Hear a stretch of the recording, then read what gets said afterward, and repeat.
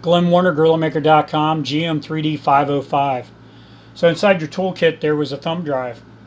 Helpful little hint, when you put the thumb drive in, you want the printer to already be on.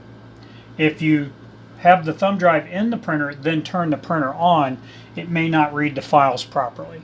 So be aware of that. Always turn the printer on, wait till it gets to the screen, then put the thumb drive in. In order to print, it's just a very simple operation. You come over here to the print button, which is orange. Comes up, you will have more files on your thumb drive. This is for demonstration. That's a 35 Gorilla, which is our code for a 35mm Gorilla. I'm going to press that, hit confirm. It's going to start warming up the print bed first. Now we're going to print this guy's 35mm. I give away 10,000 of these a year to students and adults alike. This is a fun thing for us to do at shows. So if you've been to any of our events, I've probably given you one of these. We're going to fast forward a little bit, let the printer heat up and get ready, and then we're going to show you what the first layer looks like.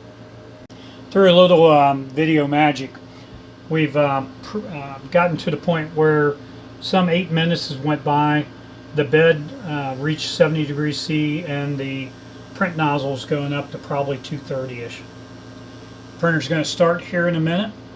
This is the very first print off this GM3D 505, where you picked a 35mm Gorilla to print. The bed, first thing will happen, it'll home all the X, Y, and Z, and then it will do an auto bed level. The level takes 9 points on the bed to ensure that everything's perfectly straight. If the bed is a little crooked because somebody has pulled on it or bent it, the bed leveling will compensate for that. Alright, first thing happened, the Z came down a little bit. We went over on our X, now we're going back to our Y, we're coming back up to our center. That red light or orange light went out. It's coming up, the bed's going to hit that probe right there. It's going to do a small double tap. Now note to self, you should make sure you don't have another model on here, because then you'll have a terrible wreck. Now if you notice, it slowed way down for that second one. It's just trying to get that measurement to be super accurate. Next thing it's going to do is go over to the far right hand corner back. It's going to take that measurement, come over to the middle back.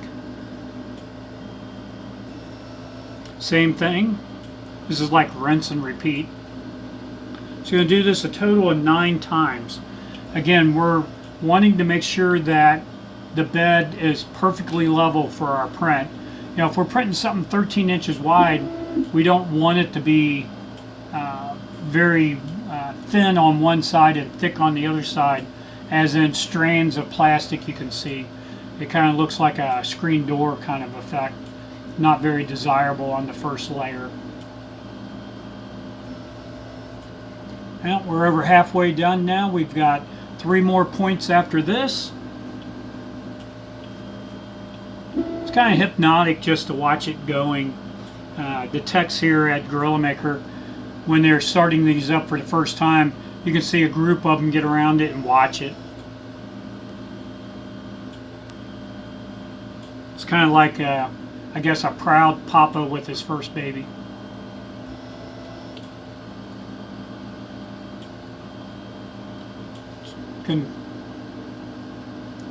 That was the last point it needs to measure.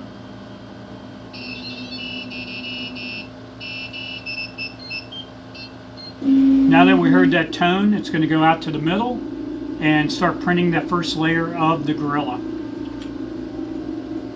Now the plastic's going to start extruding out. We printed a brim around here. That way you'll notice the plastic didn't start right away. There was a little air gap in there or something. That's not going to affect our print.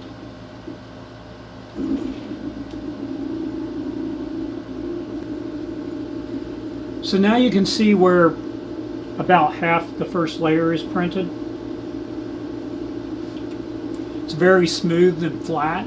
That's what you want to see all the time. If your print varies from that, you can take a snapshot of it, send it over to our support and we'll give you the helpful hints. Look at our FAQs. It'll show you how to make another adjustment if necessary.